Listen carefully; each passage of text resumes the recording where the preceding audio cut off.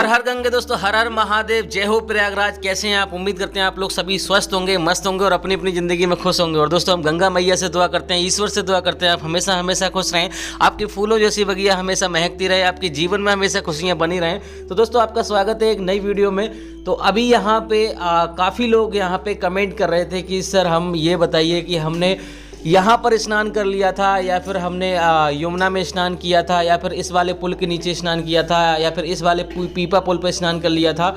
तो काफ़ी लोगों का मन में ये भी विचार है कि हम अब आएँ या ना आएँ, क्योंकि जो महाकुंभ का मेला है वो पूर्ण रूप से समाप्त हो चुका है। दोस्तों आपको पता ही है पूर्ण रूप से समाप्त हो चुका है, लेकिन यहाँ पर कहीं ना कहीं लोगों के मन में अभी भी वो अपनी भावना उत्पन्न हो रही है कि हम भी क्यों ना आस्था की डुबकी लगा कर आएँ, क्योंकि संगम कहीं पर नहीं गया है, संगम वहीं पर है जहाँ पे था और हमेशा रहेगा।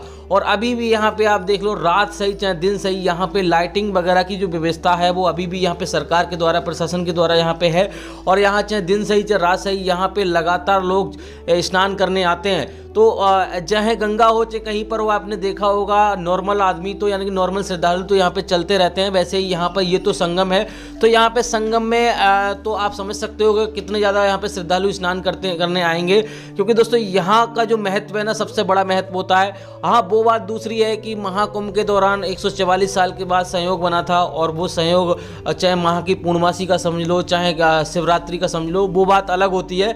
लेकिन यहाँ पर भी अभी भी हमारी जो माँ है गंगा यमुना सरस्वती, जिसे संगम कहते हैं, त्रिवेणी संगम कहते हैं, तो अभी भी यहाँ मौजूद हैं। तो यहाँ पर आप अगर आने की सोच रहे हैं तो हम आपको बताएंगे कि कब आपको आना है, कब नहीं आना है, कौन से समय में आप आ सकते हो। क्योंकि दोस्तों संगम हमेशा रहता है, लेकिन दोस्तों कुछ ऐसे समय होता है जहाँ पर आपको नहीं आना है, क्योंकि दोस्तों यहाँ पर उस समय आपको ना तो संगम मिलेगा ना कुछ मिलेगा।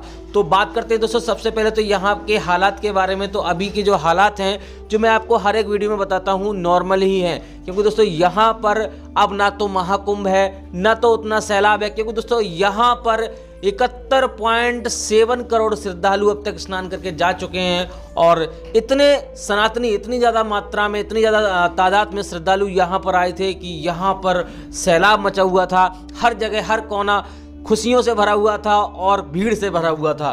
तो अब यहाँ पे आप देख सकते हो, चाहे पीपा पुल समझ लो चाहे कुछ भी समझ लो, सब कुछ यहाँ पे खाली पड़े हुए हैं। तो आराम से कोई दिन ऐसा था इन पीपा पुल पे बिल्कुल भी जगह नहीं हुआ करती थी, इतनी ज़्यादा भीड़ हुआ करती थी कि कुछ भी मान लो निकलने की जगह नहीं रहती थी। लेकिन अब यहाँ पे आप देख लो, चाहे रात का माहौल समझ लो चाहे दिन का माहौल समझ लो, ये वाला जो क्षेत्र है वो आरती वाला क्षेत्र है, यहाँ पे आरती होती है। तो ये यहाँ पर अद्भुत नज़ारा है। आप यहाँ पे अगर अपने परिवार के साथ आ रहे हो, बुजुर्गों के साथ आ रहे हो, अब आपके पास बहुत अच्छा मौका है अपने पापों को धुलने के लिए, पुण्य प्राप्त करने के लिए। बहुत सारे लोग कमेंट करते हैं कि आप ये बताते हो पाप धुल जाते हैं, पाप यहाँ नहीं धुलते हैं। भाई लोगों, मैं आपको बता दूं, ना तो मैं कोई संत महात्मा हूं, ना कोई बहुत बड़ा ऋषि हूं, एक आपकी तरह एक ब्लॉगर हूं। जितना मुझे जानकारी है उतनी आपको मैं बताता हूं। लेकिन आप ये बताइए मुझे कि अगर हमारे पाप नहीं धुलते हैं तो लोग यहाँ पे क्यों आते हैं इतनी ज़्यादा श्रद्धा में? चाहे चाहे आप नेपाल से समझ लो चाहे भूटान से समझ लो, जितने भी यहाँ जहाँ सनातनी लोग हैं वहाँ से यहाँ पर श्रद्धालु स्नान करने आए थे। और यहाँ पे आप देख लो, ये जो दृश्य है, यहाँ पर लोगों ने भंडारे चलाए थे। लगभग 45 दिन तक ये मेला चला था महाकुंभ का, तो 45 दिन तक लगातार यहाँ पे फ्री में भंडारा चलाया था और यहाँ पे दान दक्षिणा भी की थी। तो ये सारे लोग पुण्य प्राप्त करने आए थे। जरूरी नहीं है कि यहाँ पर स्नान करने से भी पुण्य मिलता है। यहाँ पर आकर जो लोगों ने दान किया था उनको उनसे ज़्यादा पुण्य मिला था, उनके जीवन में खुशियाँ उनसे ज़्यादा आएंगी। क्योंकि दोस्तों यहाँ पे हमारे जीवन में जो भी हमारे घटित होता है वो सारे हमारे पुण्य कर्मों के कारण ही होता है। जो भी हमारे अच्छे कर्म बुरे कर्म होते हैं उसी के मुताबिक होता है। तो आप समझ सकते हो उन लोगों ने कितना खर्च किया होगा। अब ईश्वर चाहे गंगा मैया चाहे भोलेनाथ, उन्हें उनसे ज़्यादा उन्हें मान लो जो भी है, मान लो सुख समृद्धि हो, चाहे आप माया समझ लो चाहे पैसा समझ लो, कुछ भी समझ लो, वो उनसे ज़्यादा मिल जाएगा। तो यहाँ पर जो पुण्य करने से, गंगा संगम में स्नान करने से अगर पुण्य की प्राप्ति नहीं होती तो इतनी ज़्यादा श्रद्धालु क्यों। और दोस्तों बात करते हैं यहाँ पर हमारे जीवन में जो भी मान लो पुण्य हमें यानी कि अच्छे पैसा चाहिए, चाहे सुख समृद्धि चाहिए, वो सारे पुण्यों के कर्मों के जरिए मिलता है। क्योंकि दोस्तों आप लोग सोचते हैं, कई लोग कहते हैं कि वो सुखी है, वो गलत काम कर रहा है तब भी सुखी है। तो दोस्तों जब तक उसके पुण्य उसके साथ हैं तब तक चाहे वो गलत काम करे, कुछ भी करे, उसको यानी कि सुख मिलना है। उसको चाहे पैसे का सुख सही, चाहे पारिवारिक सुख सही, सारे सुख उसको मिलने हैं। तो हमें पुण्यों के ही मुताबिक सारी चीजें मिलती हैं। तो इसीलिए यहाँ पर इतने ज्यादा श्रद्धालु आए थे। और अब यहाँ पर बहुत सारे सनातनी रह गए हैं, क्योंकि दोस्तों हमारे देश की आबादी लगभग 135 करोड़ आबादी है। तो उसमें से अभी 71.7 करोड़ ही यहाँ पर श्रद्धालु आए हैं। तो अभी बहुत सारे ऐसे सनातनी, बहुत सारे श्रद्धालु ऐसे रह गए हैं। और विदेश से भी जो लोग देख रहे हैं, मान लो कहीं भी नेपाल से भी देखते हैं, कहीं से भी देखते हैं, तो वो भी उनके मन में आस्था उत्पन्न हो रही है कि हम भी अपनी आस्था की डुबकी लगाएं, अपने परिवार के साथ जाएं और यहां पे पुण्य प्राप्त करें। क्योंकि दोस्तों हर कोई अपने जीवन में चाहता है कि हम खुशी से रहें, अपने परिवार के साथ रहें। क्योंकि दोस्तों जीवन में सब कुछ पैसा ही नहीं होता। हमारे जीवन में अगर हमारे शरीर में बीमारी नहीं होगी, हमारा परिवार सुख रहेगा, कोई दिक्कत नहीं होगी, कुछ उसे विपत्ति नहीं होगी, तो हमारा जीवन बहुत ज़्यादा सुखी जीवन होता है। तो ये सारी चीज़ें होती हैं। बाकी दोस्तों यहाँ पे हम बात करते हैं आपको कब आना है, कब नहीं आना है। तो दोस्तों यहाँ पे आपको अभी आ सकते हो, आप चाहे अभी, कोई दिक्कत वाली बात नहीं है। लेकिन जब बरसात के दिन आएंगे तो यहाँ पे आपको नहीं आना है। क्यों ना नहीं आना है वो मैं आपको बताऊंगा। फिलहाल दोस्तों यहाँ पे आप देख लो, अभी जो दृश्य आप देख रहे हो, यहाँ पर जो लेटे हनुमान जी का मंदिर है वहाँ का दृश्य है। और यहाँ पर अभी हल्की फुल्की आपको भीड़ देखने को मिलेगी।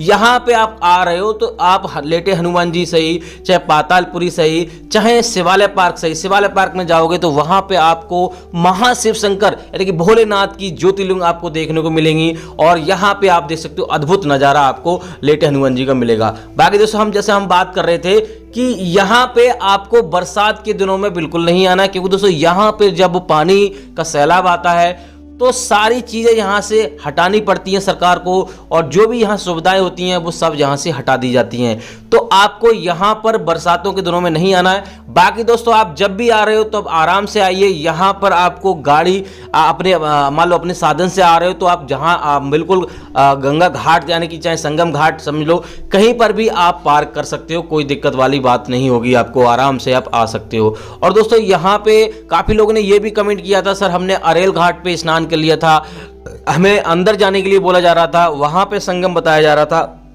तो बिल्कुल सही था, वो चीज सारी बिल्कुल सही थी। आपको वहां पर स्नान नहीं करना था, आपको अंदर जाके बोट लेनी थी। अरेल घाट से बोट ली जाती है, आप बोट ले सकते हो वहां से। अभी चार्जेस सारे घटा दिए गए हैं। बोट के जितने भी चार्जेस थे, जो लगभग 4-5 हज़ार रुपए लिए जा रहे थे महाकुंभ के दौरान, अब वो चार्जेस घटा दिए गए। नॉर्मल जो चार्जेस होते हैं वही आपको देने पड़ेंगे।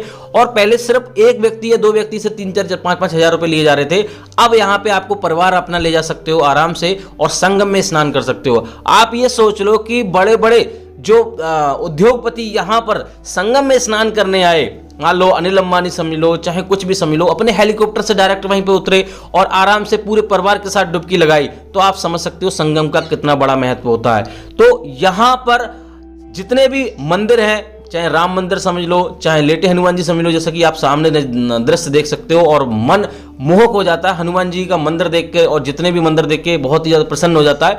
तो आप यहाँ पे आके दर्शन कीजिए, स्नान कीजिए। स्नान करने के बाद थोड़ा बहुत आपको दान पुण्य भी करना है। और आपको मैं बता दूं, यहाँ की जो संगम की मिट्टी है ना, वो भी आप अपने घरों में ले जा सकते हो, जिससे कि अपने घर में छिड़काव करने से या रखने से हमारी जो नकारात्मक शक्तियां हैं वो दूर हो जाती हैं। मैं कई वीडियो में आपको बता चुका हूं। इसी मंगल कामना के साथ कि आपके जीवन में हमेशा खुशियां बनी रहें, गंगा मैया का आशीर्वाद आप पर बना रहे, आपका परिवार हमेशा सुखी रहे, आप हमेशा आगे बढ़ते रहें। तो दोस्तों इस वाली वीडियो को यहीं रोकते हैं। उम्मीद करते हैं आपको वीडियो अच्छी लगी होगी। अच्छी लगी तो वीडियो को लाइक कर देना, चैनल पर नए चैनल को सब्सक्राइब कर देना। तो मिलते हैं ऐसी किसी और वीडियो में, तब तक के लिए हर हर गंगे दोस्तों, हर हर महादेव।